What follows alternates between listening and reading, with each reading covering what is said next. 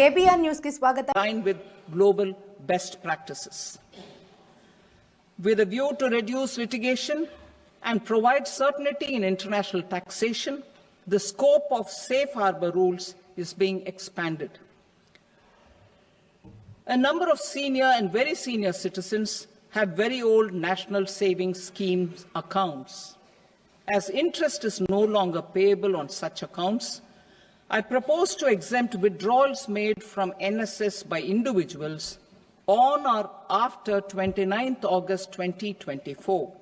I am also proposing to allow similar treatment to NPS 𝙉𝙀𝙒 accounts as is available to normal NPS accounts subject to overall limits.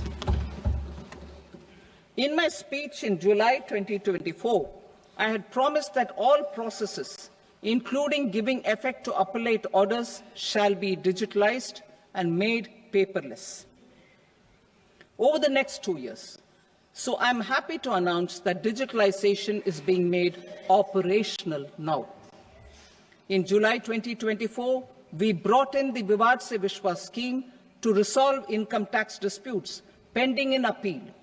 The scheme has received a great response, with nearly 33,000 taxpayers having availed of the scheme to settle their disputes. I have a few proposals to promote investment and employment.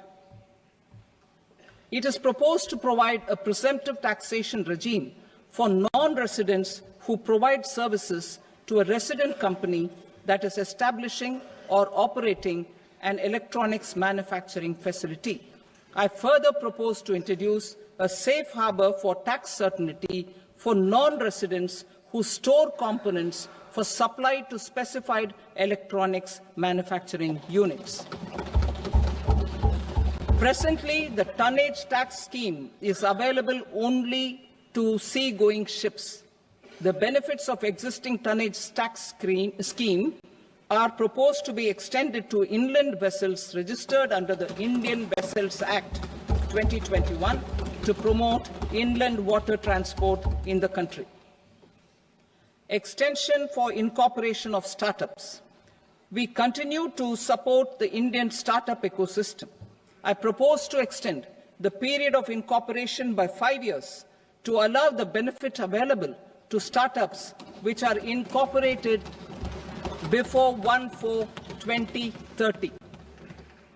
In order to attract and promote additional activities in the IFSC, I am inter alia proposing specific benefits to ship leasing units, insurance offices, and treasury centers of global companies which are set up in IFSC.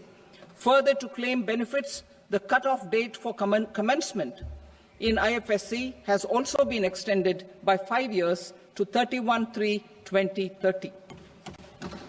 Category 1 and Category 2 AIFs are undertaking investments in infrastructure and other such sectors. I propose to provide certainty of taxation to these entities on the gains from securities, to promote funding from sovereign wealth funds and pension funds to the infrastructure sector. I propose to extend the date of making an investment by 5 more years up to 31st March 2030.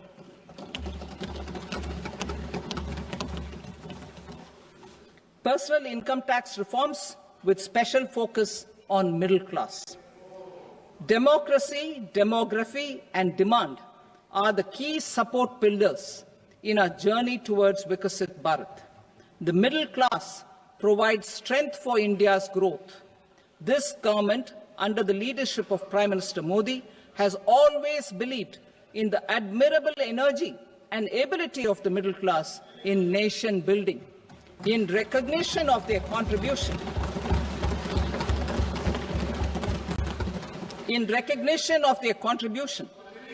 we have periodically reduced their tax burden.